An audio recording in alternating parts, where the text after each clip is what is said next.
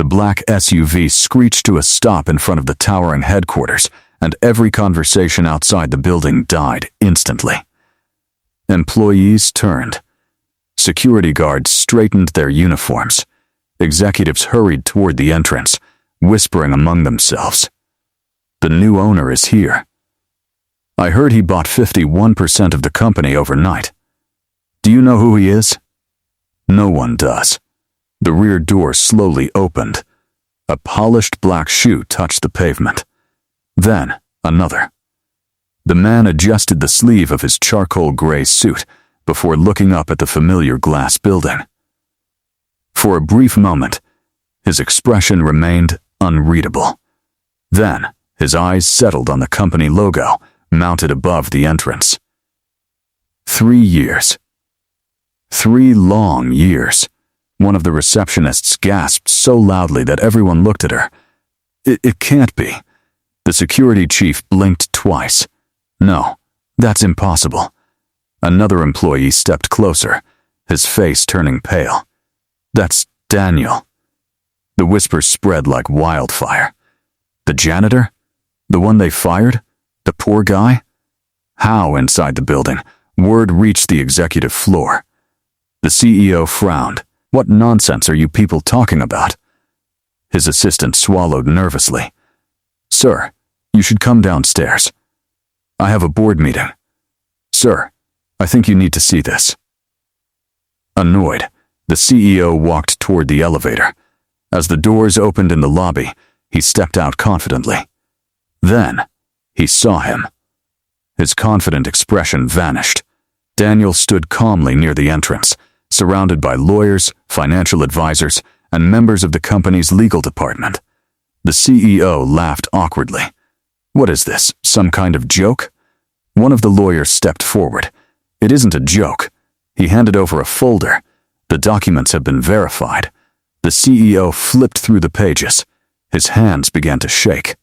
No. Another page. No. He looked directly at Daniel. You? Daniel met his eyes without anger. Good morning. The lawyer spoke again. As of 9 o'clock this morning, Mr. Daniel Carter has become the majority shareholder of Carter Industrial Technologies. Silence. The entire lobby froze. Someone dropped a phone. Another employee covered her mouth. The CEO could barely breathe. You were our janitor. Daniel simply replied. I was. The lawyer continued. The emergency board meeting will begin in 30 minutes. Daniel nodded once. I'll be there. He walked past everyone without another word. No celebration, no arrogance, only quiet confidence. Every employee watched him disappear toward the executive elevators, the very elevators he had once been forbidden from using. 3 years earlier, Daniel arrived before sunrise every morning. By 6 o'clock, he had already cleaned 2 floors. By 7, every trash bin was empty. Every hallway shined. Every office smelled fresh. Most people never noticed him. Some didn't even know his name. To them, he was simply the janitor. But Daniel never complained. As he pushed his cleaning cart through the corridors, he greeted everyone with the same warm smile. Morning, Mrs. Lopez. Good morning, Daniel. Coffee already? She laughed. You know I can't function without it. One young intern struggled to carry 3 heavy boxes toward the archives. Daniel immediately parked his cart. Need a hand? I couldn't ask you to do that. You're not asking. He picked up 2 boxes effortlessly. You're helping the company. I'm helping you. The intern smiled. Thank you. Little moments like that happened every day. If someone's printer broke, Daniel fixed it. If a chair needed tightening, Daniel repaired it. If the lights flickered, Daniel found maintenance before anyone complained. He quietly solved problems no one else noticed. At lunchtime, while other employees gathered in expensive restaurants across the street, Daniel sat alone in the break room with homemade sandwiches wrapped in foil. Instead of scrolling through his phone, he opened thick engineering textbooks covered in handwritten notes. Circuit designs. Business management. Mechanical systems. Corporate finance. Every page carried highlighted lines and tiny reminders written in the margins. One afternoon, an accountant walked in and laughed. "Studying?" Daniel smiled, trying to. "What for?" "I've always wanted to become an engineer." The accountant looked at his cleaning uniform, then at the mop leaning against the wall. "You've got big dreams." Daniel nodded. "I don't think dreams should depend on uniforms." The accountant chuckled before walking away. Daniel didn't take it personally. He had heard worse. Much worse. Every evening after work, he visited his mother in their tiny apartment. She struggled with chronic kidney disease, and dialysis consumed nearly every naira he earned. As he entered carrying groceries, she smiled despite looking exhausted. "You worked late again. There was extra cleaning after a meeting. You should rest." "I will." She looked at the shopping bags. "You bought fruit? It was on discount. You should save your money." "I am saving." She smiled knowingly. "You spent it on me." Daniel knelt beside her chair. "You spent your life raising me." She gently touched his face. "I'm already proud of you. I haven't achieved anything yet. You've become a good man." His eyes softened. "Sometimes I wish being a good man paid hospital bills." She squeezed his hand. "It will." That night, after helping her take her medication, Daniel sat beside the small window with his laptop. It was nearly midnight. Instead of sleeping, he watched free business lectures. He paused videos, took notes, solved practice problems. Started again. Hour after hour. Failure never frightened him. Wasting potential did. Weeks passed. Then one Monday morning, everything began to change. The company's founder retired. A new CEO arrived. Ethan Prescott. Only 38, educated at prestigious universities, expensive watches, tailored suits, luxury cars. He believed appearances reflected competence. Within days, the atmosphere changed. Employees became nervous. Departments were reorganized. People were fired without warning. One morning, Ethan toured the building with senior executives. As they approached the break room, he noticed Daniel reading an engineering manual during lunch. He stopped walking. "What is that?" Daniel stood respectfully.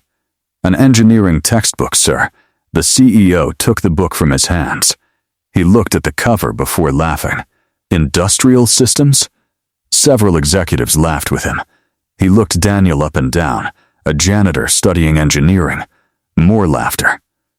Daniel remained calm. "I study during my break." Ethan handed back the book. "Why?" "So I can improve myself." The CEO smirked. "You improve this company by keeping the floors clean." Another executive added, "Maybe he thinks he'll replace one of us." The group burst into laughter. Daniel lowered his eyes for a brief second. Then, he answered quietly, "Everyone starts somewhere." Ethan shook his head. "No, miss." "Daniel, no, Daniel. Everyone belongs somewhere." He pointed toward the mop. "And that's where you belong." The room fell silent. Daniel picked up his book without another word. As the executives walked away laughing, one young intern looked back at him with sympathy. Daniel simply smiled and returned to reading.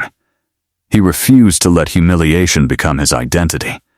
He had no idea that this moment was only the beginning of a storm that would soon take everything from him. Daniel tried to forget the incident, but the words followed him through every hallway he cleaned. "That's where you belong."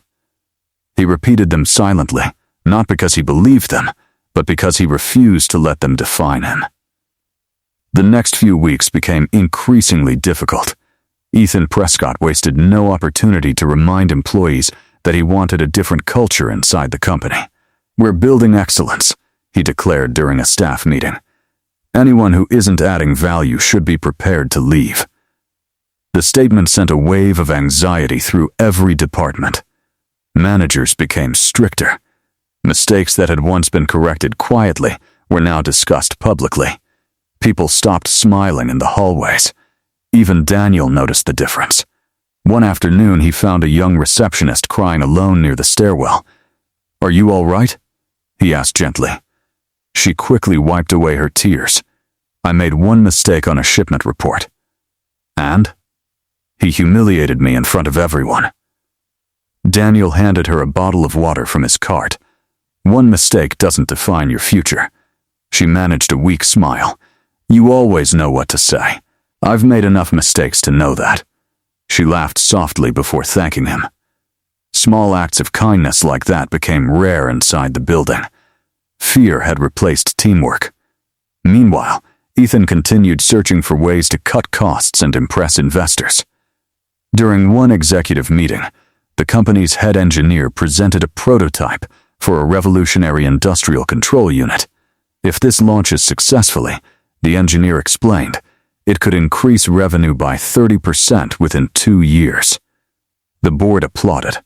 The prototype was placed inside a secured laboratory while final testing continued. Only a handful of executives had access. Or so they believed. 3 days later, panic erupted. The prototype is gone. Employees rushed through the engineering floor. Security officers searched every office. Managers questioned everyone. The laboratory showed no signs of forced entry. Someone from inside had taken it. By lunchtime, rumors spread throughout the company. It had to be an employee. I heard it's worth millions. They're checking everyone's lockers. Daniel continued polishing the lobby floor, refusing to listen.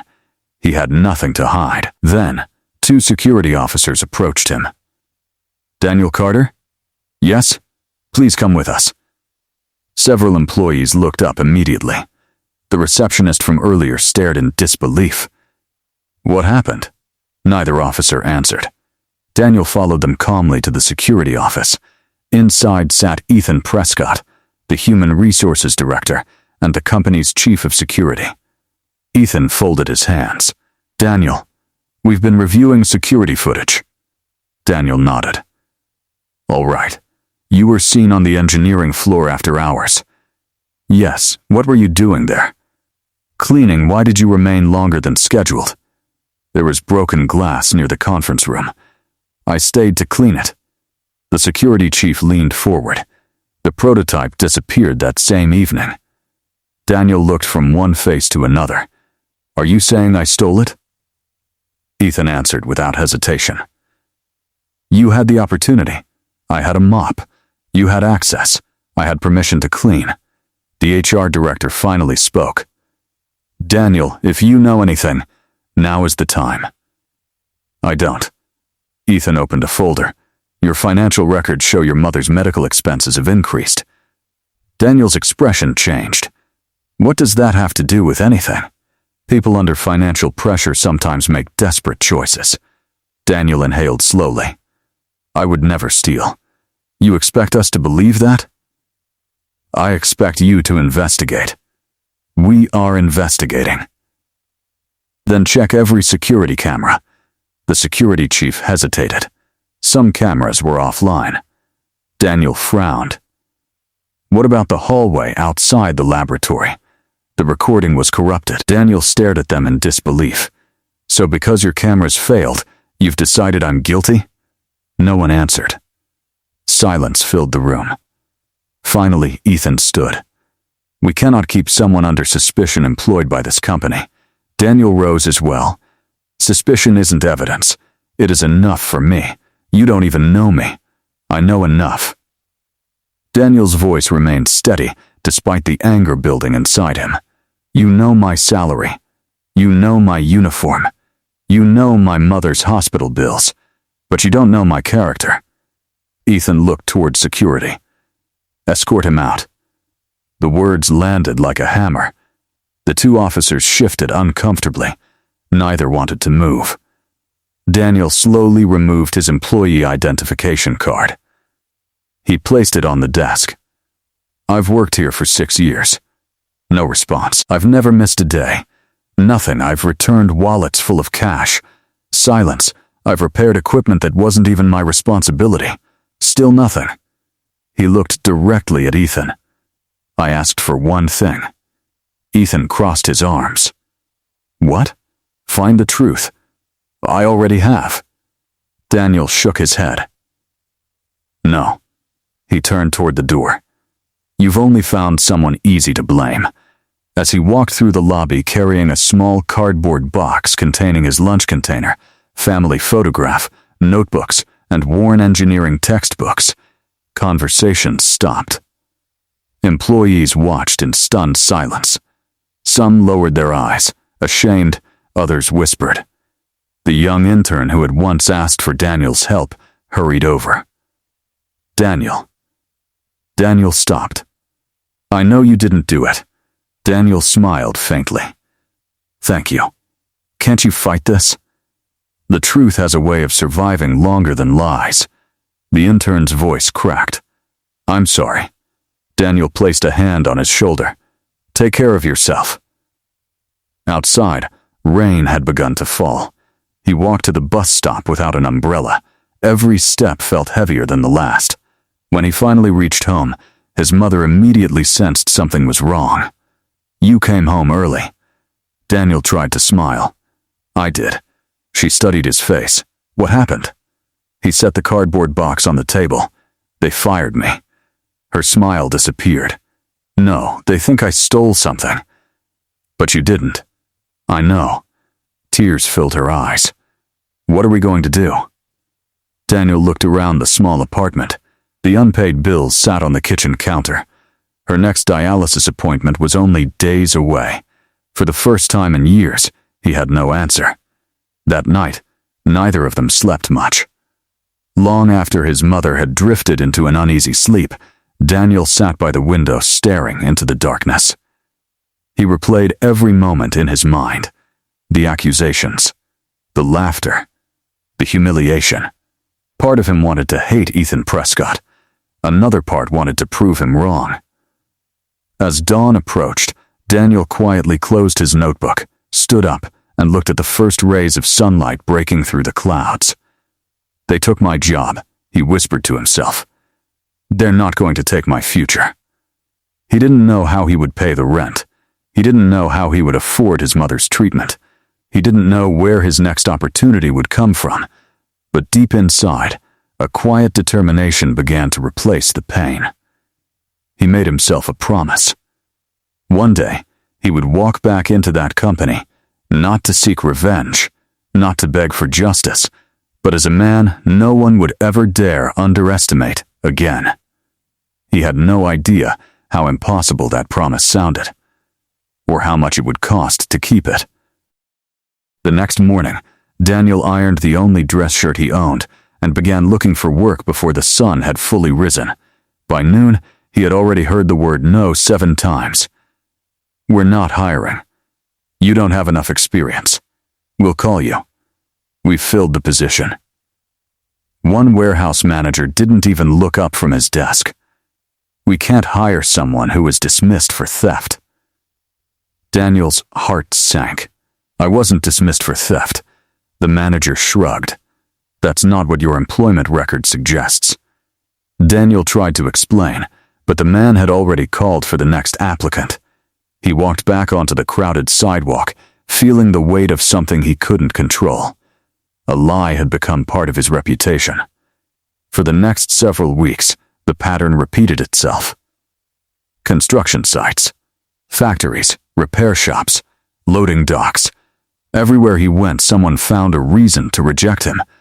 The little money he had saved disappeared faster than he expected. Rent became overdue. The refrigerator slowly emptied. One evening, his mother quietly pushed her dinner plate toward him. I'm not very hungry. Daniel knew she was lying. You need to eat. So do you. He divided the meal in half. We both will. She looked at him for a long moment. You don't have to pretend to be strong all the time. I'm not pretending. You've barely slept. I'll sleep when things settle down. She smiled sadly. Your father used to say that. Daniel looked away. He also said difficult seasons don't last forever. She reached across the table and squeezed his hand. Then, don't stop believing him now. The following day, Daniel accepted temporary work unloading delivery trucks during the night. The pay was barely enough to survive. The labor was exhausting. His hands blistered, his shoulders ached. Still, he showed up every evening. One night, a younger worker threw down a heavy box in frustration. "I'm done." Daniel looked over. "What happened? They promised overtime, then cut our hours. So why should I keep working hard?" Daniel bent down, picked up the box, and placed it neatly onto the pallet. "Because your work says something about you, even when your employer doesn't." The young man stared at him. "You really believe that?" "I have to." The young worker finished his shift without another complaint. A few days later, the warehouse supervisor noticed Daniel repairing a damaged conveyor belt during his lunch break. "Who told you to fix that?" "No one." "Then why did you?" "It was slowing everyone down." The supervisor folded his arms. "You an engineer?" Daniel smiled. "Not yet." The supervisor nodded thoughtfully. "You've got the mind for one." It was the first encouraging sentence Daniel had heard in months. He carried it with him. Despite working nights, he refused to abandon his studies. Every afternoon, before reporting to the warehouse, he sat in the public library with stacks of borrowed books. Business strategy, manufacturing, finance, leadership, innovation. He filled notebook after notebook with ideas. One elderly librarian often watched him from behind the front desk. Finally, she walked over. "You've been here every day for almost 3 months." Daniel smiled politely. "I like learning. You don't just like it." She looked at the growing pile of notebooks. "You depend on it." He hesitated before answering. "I don't have money to change my life, so you're trying to change your mind instead." Daniel nodded. "I believe everything else starts there." The librarian smiled warmly. "I hope you never lose that." One rainy evening, the warehouse closed early because of a power outage. Daniel decided to walk home rather than spend money on transportation. Halfway there, he noticed an older man standing beside a luxury sedan with its hood raised. The man looked frustrated. Several cars drove past without stopping. Daniel walked over. "Need some help?" The older gentleman looked surprised. "You know anything about engines?" "A little." Daniel removed his jacket and examined the problem. Within minutes, he noticed a loose electrical connection.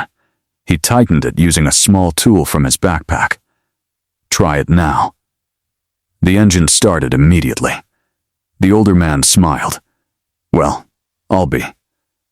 Daniel wiped the grease from his hands. "It should get you home."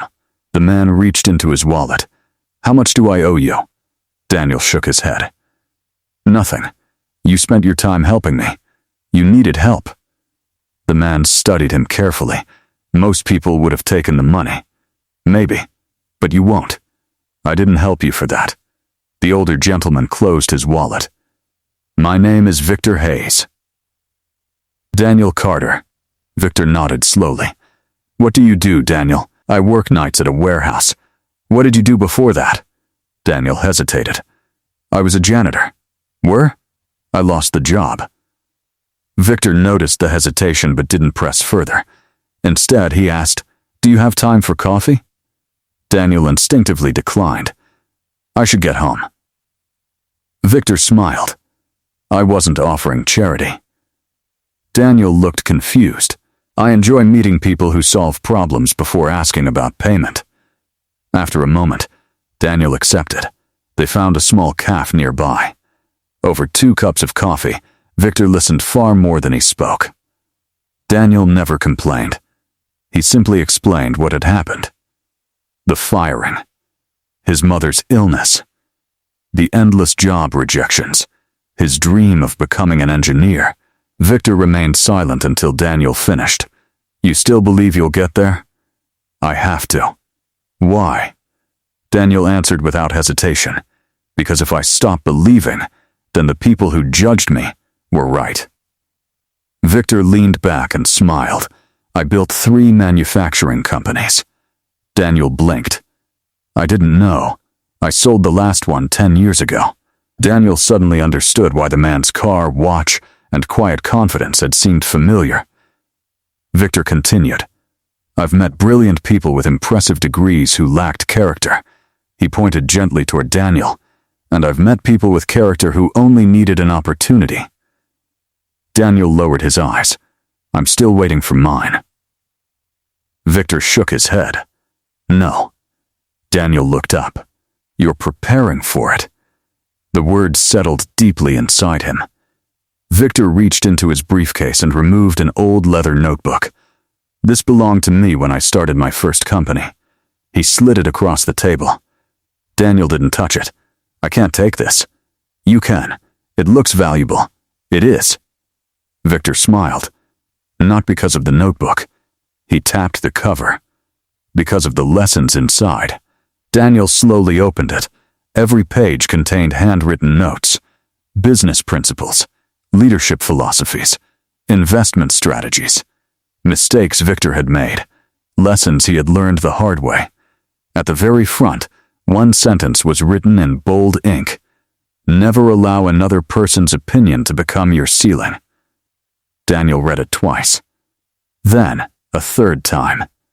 Victor stood to leave. I'll ask you one question. Daniel looked up. What problem in the world keeps you awake at night? Daniel thought for several seconds. Then, he answered. I think factories waste too much money because their maintenance systems react to failures instead of predicting them. Victor smiled. Good. Daniel frowned. Good? You're thinking like a builder. Victor buttoned his coat. When you're ready, stop looking for another job. Daniel looked stunned. Then, what should I look for? Victor's smile widened. A problem worth solving. With that, he walked out into the rain, leaving Daniel alone with a cup of cooling coffee, a worn leather notebook, and a single conversation that would quietly change the direction of his entire life. 3 years later, the promise Daniel had whispered to himself no longer felt impossible.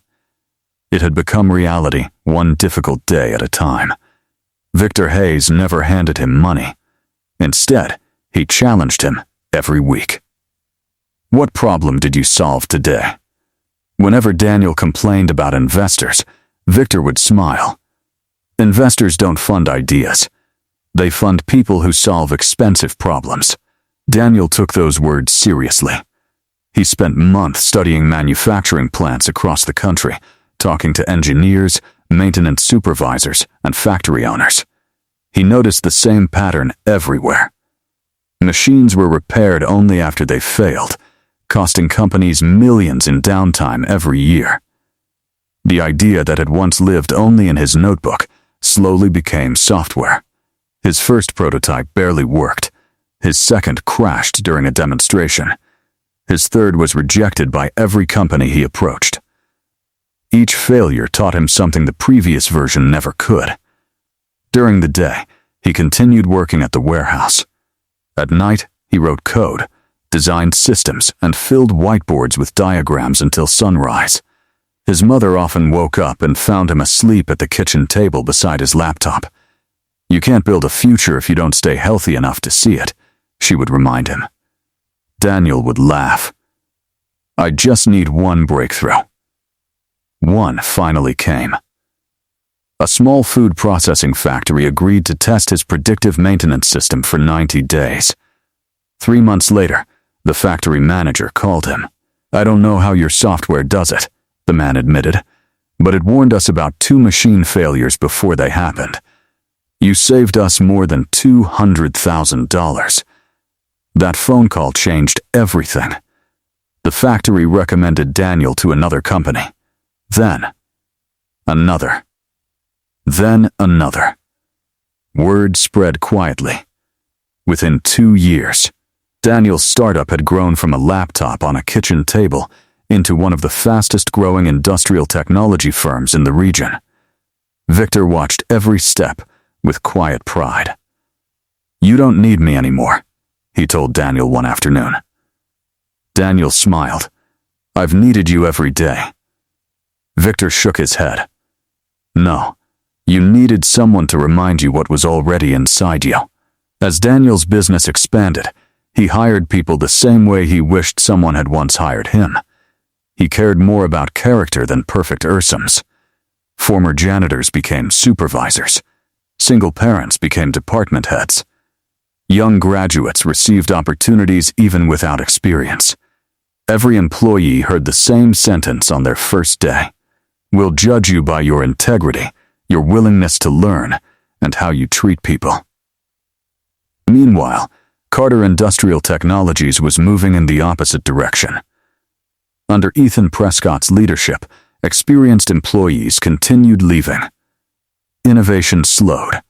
Clients became frustrated. Profits declined. The board blamed market conditions. The market blamed poor leadership. Share prices quietly fell. Daniel noticed. He said nothing.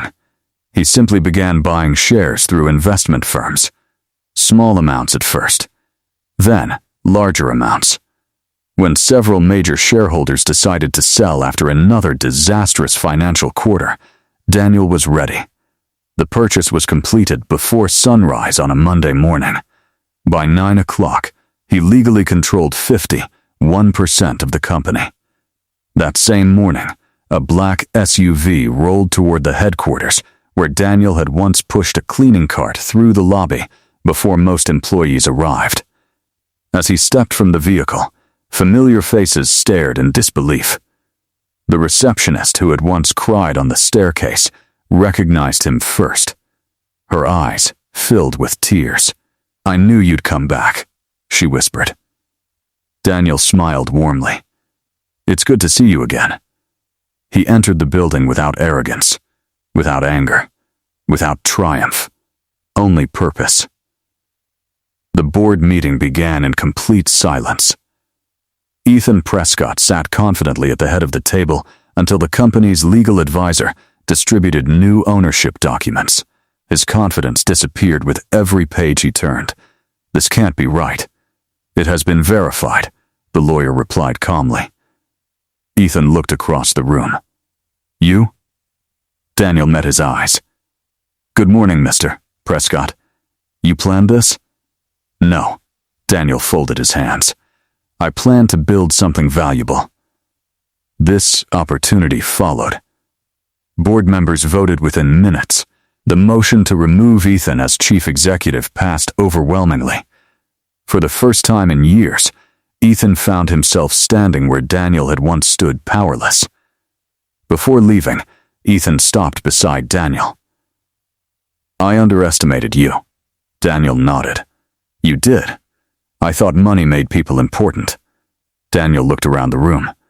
"No, character does." As security prepared to escort Ethan from the room, Daniel spoke again. "Wait."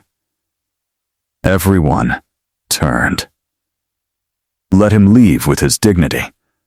The room became silent. Daniel understood better than anyone what public humiliation felt like. He refused to become the kind of leader who repeated it. Days later, Daniel ordered an independent review of every major internal investigation conducted during Ethan's administration.